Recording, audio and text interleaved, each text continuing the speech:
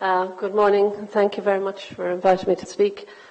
I'm going to speak on the idea of equality as rhetoric, because I actually do believe that if we look at the way the state has enacted policies, and referring to Jeff's previous presentation, that in fact Ireland is actually quite what I would call a careless state.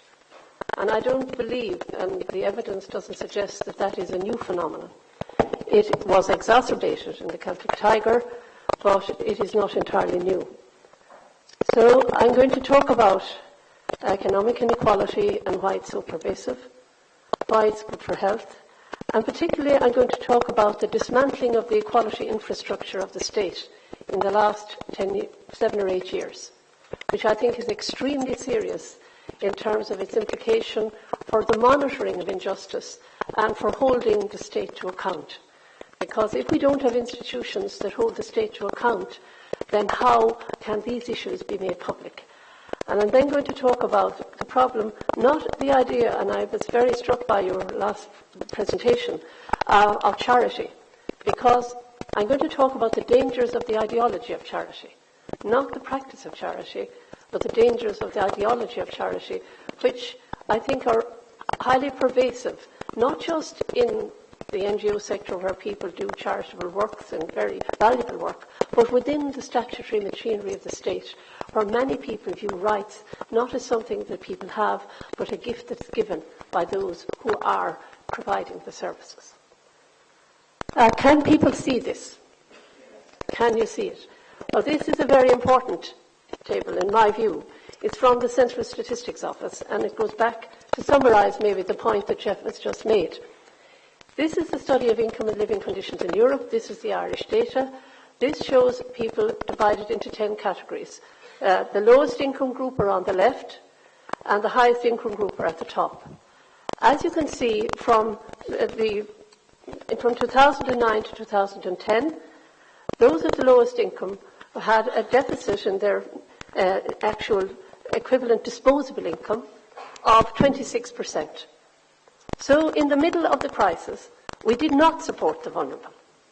And I think it is a lie for any politician to claim otherwise. That policy has been sustained by the current government. This is the previous government. And as you can see, amazingly, the top 10% had actually an increase of 8% of disposable income in the midst of the crisis. I mean, if that is not an indictment of a government and the state in relation to inequality, I don't know what is. So there is no getting away from that. This is not ideology, and I want to take up this notion, because when people like, who maybe from the Vincent de Paul or myself or others like, criticise the state and we say you're doing this, we are told we are being ideological. And I think that is a very dangerous statement. There is no view from nowhere. The status quo is ideological. Everything has ideology, everything has a set of values, everything comes from a position. There is no view from nowhere.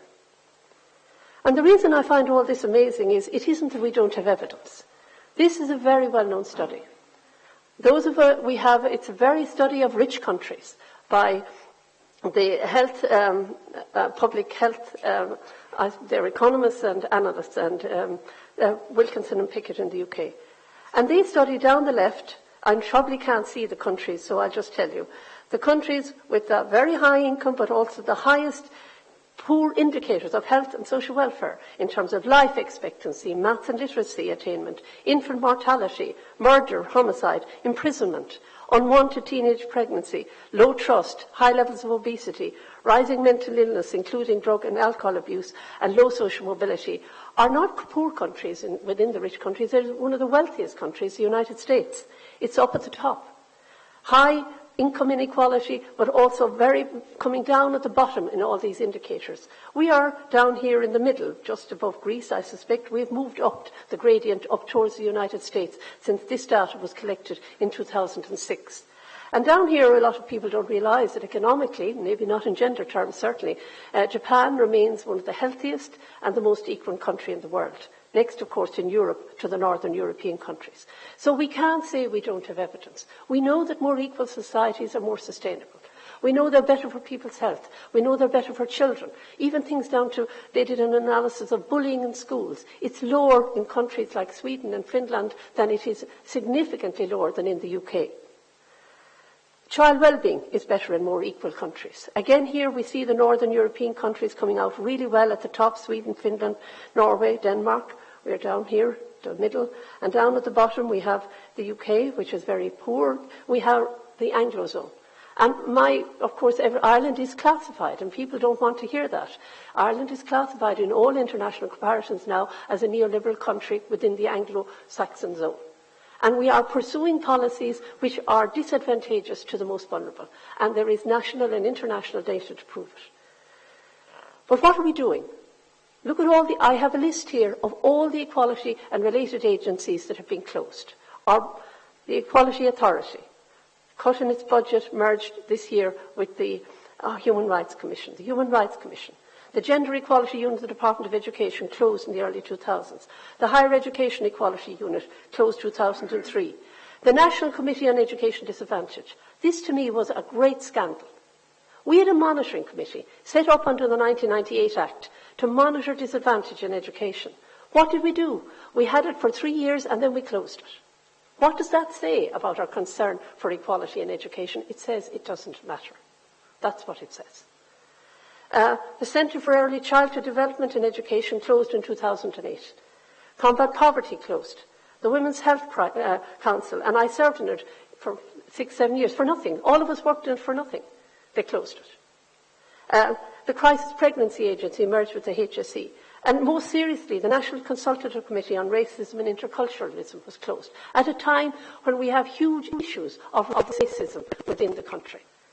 And not alone. I could go on. The National Women's Council had its budget cut by 38% in 2012. The Gender Equality Desk at the Ministry of Justice, Equality, Law and Reform was closed in 2009. And I want to speak especially of travellers, because I'm godmother, I should say, to travellers, and I'm very interested and looking forward to hear what Judge Riley is going to say, because I am a very, very regular visitor to all prisons for a whole variety of reasons. And I feel that travellers are treated in the most appalling way within the state. It is appalling. Look at the cuts that happen to them. We've had 76% cut, for example, to their equality organisations, 85% in their accommodation. Effectively, all travelling teachers, visiting teachers removed. This is the most vulnerable group in the state. This is a group that has the lowest life expectancy, the highest rate of suicide. And I'm sick and tired, to be honest with you, of all this, what I call this wallowing in misery in the media. Oh, isn't it terrible? We'll have another programme in RTE and we'll all do our voyeurism and we'll do nothing. Voyeurism is no use. Sensationalism in the media doesn't answer the fact that we don't have housing. A house was burned down in this county belonging to travellers. The county I come from, County Clare, has not exactly a wonderful reputation. But what do? We close down dissent. We don't take on the issues. Has anybody been prosecuted, by the way, for any of these acts?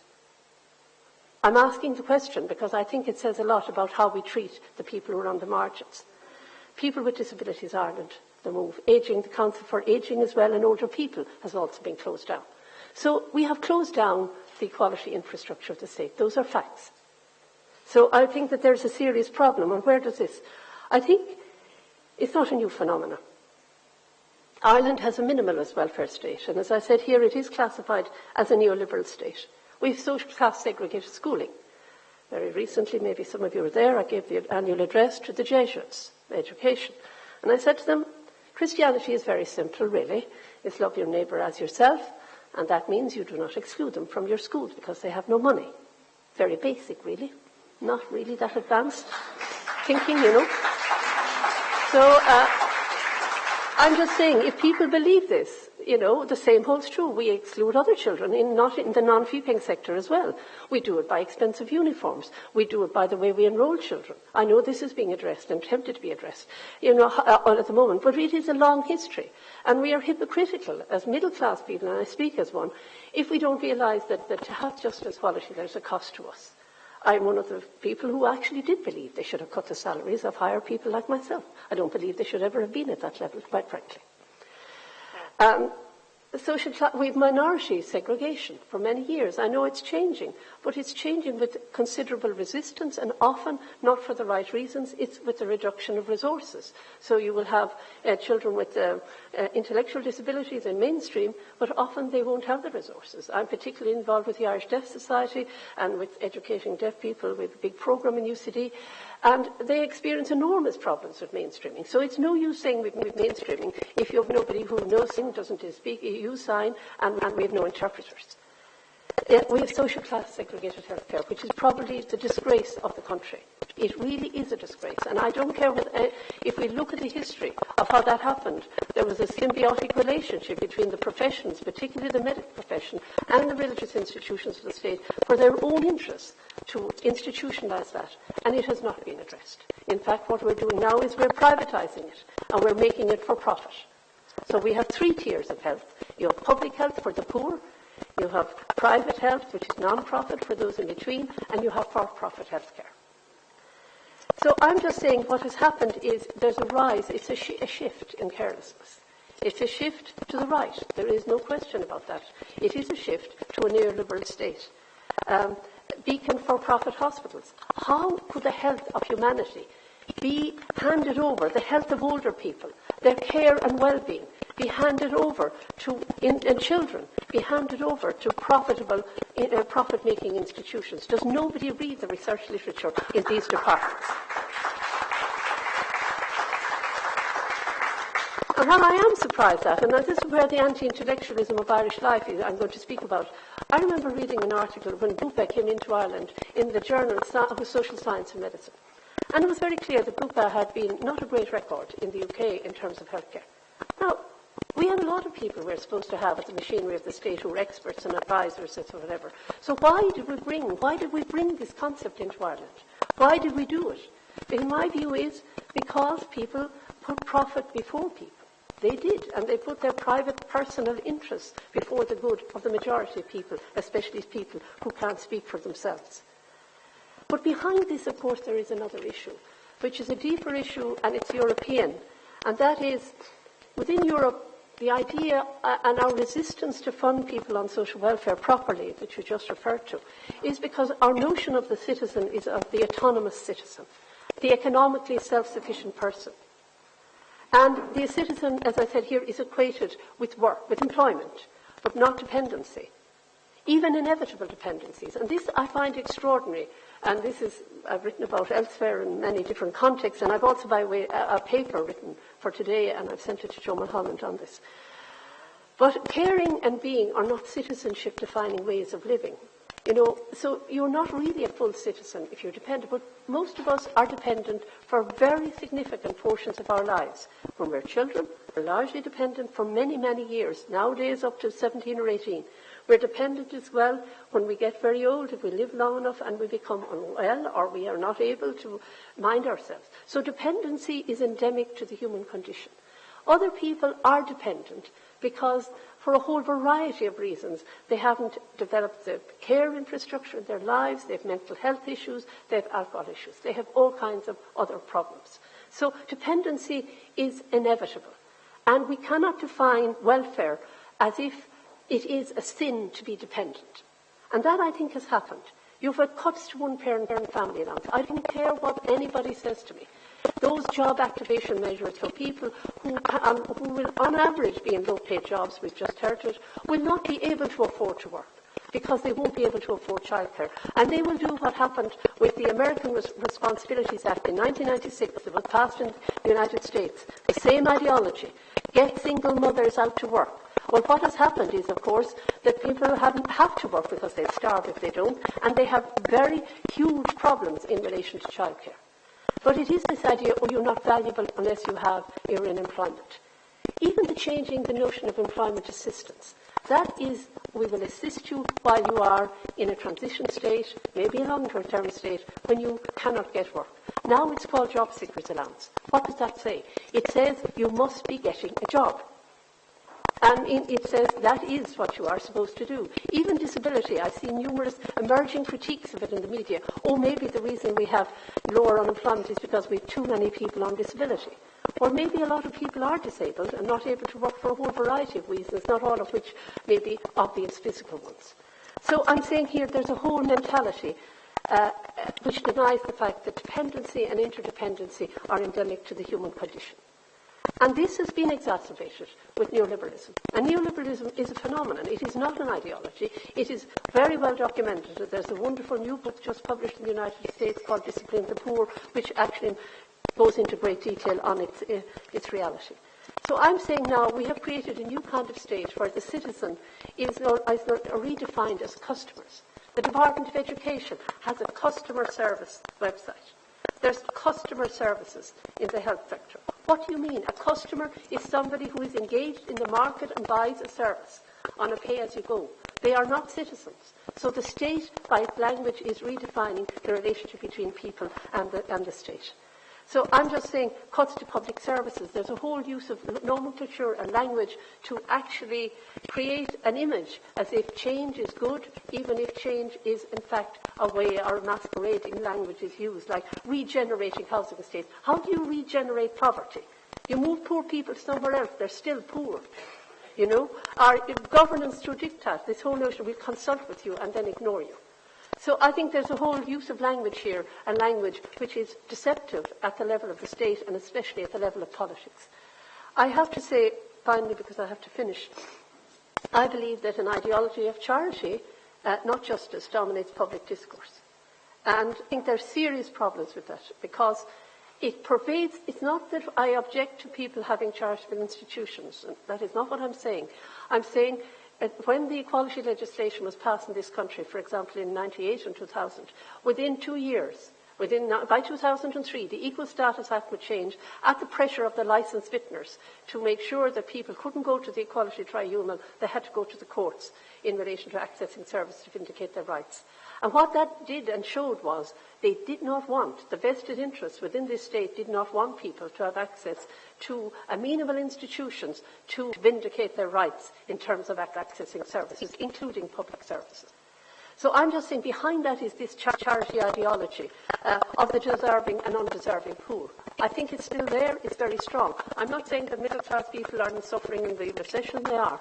But the poorest people, people like travellers, people who are migrants, Roma, for example, who are Roma women, are subject and well documented by the Migrant Centre under this new, in my view, dreadful legislation, the Public Order Act, where, you have something like aggressive begging. Who defines what aggressive begging actually is? So these people have fallen off the edge, but really we don't care about them. The people on direct provision, you still have €19.50 and 9.60 since the year 2000. That is a shame. It is a shame on the country that people are treated like that. So I'm saying behind it is this charity. Oh, we'll give money to the third world. We'll give them clothes we don't need, computers that don't work. Oh, we're very generous. And I think it's driven by this desire for moral recognition, not by the rights of those who receive. It services the guilt of the better off, not the needs of the vulnerable. And it doesn't challenge injustices.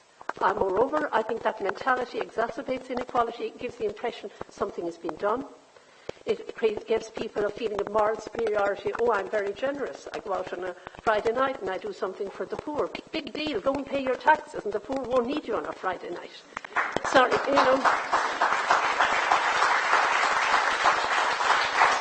So I think, I'm not saying that people, and I have been involved myself in voluntary organisations which are charities. But I think charity, if it becomes the mechanism for actually institutionalising welfare within the state, is based on institutional economic injustices. And it absolves the state from responsibility, and people can retain their privileges with moral impunity as they have engaged in charitable acts. And I think it provides a very convenient avenue when the travellers come and you can give them, what you don't want in the fridge, for assuaging your own guilt.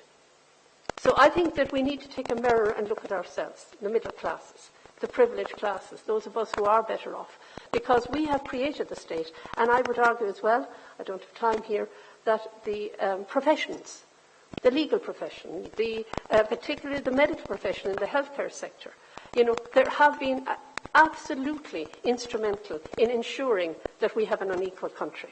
And they have protected their vested interest, and I would include it, the academy among it, that we have protected our vested interests, often at the cost. And I believe it's this cosy consensualism, which was here in the social partnership area.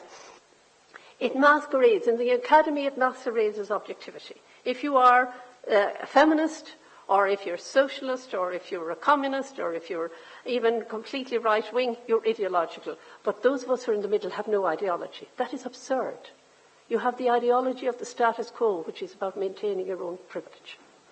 And I'm saying that I believe one of the major problems, culturally, if I may say so, is there is no space in this country for critical social scientific thinking. You look at the Irish Times, it has a science correspondent, it has no social science correspondent.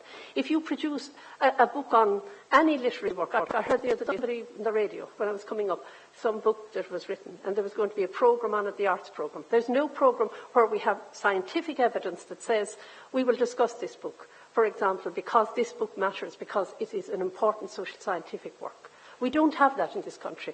And I believe there's an enormous intellectual lacuna in that area that needs to be addressed. We have no sociology, no politics, no philosophy in second-level schools. And therefore, I think that's another part of the problem. Instead of that, we talk and we have science and we have arts and humanities, and there's a massive gap in the middle. I think that needs also to be addressed. Thank you very much. Thank you.